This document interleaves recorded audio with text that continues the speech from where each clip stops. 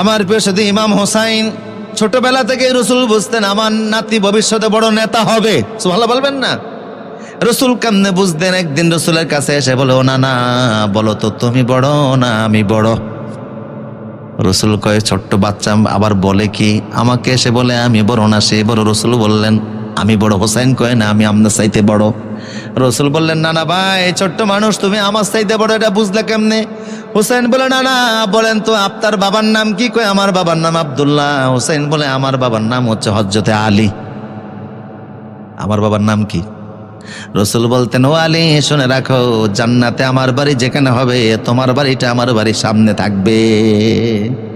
আলী রে, জান্নাতে আমি যেই বাড়িতে থাকবো তোমার বাড়িটা আমার সামনেই থাকবে। রসুলের হাতের প্রথম মুসলমান তিনি।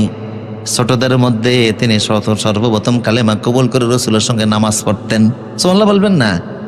আমার বাবা আলী, আপনি বলতেন না মাদিনাতুল ইলমু আলিয়ুন বাবুহা, আমি হলাল ইলমের শহর, ওই শহরে প্রবেশের দরজা হচ্ছে আমার আলী।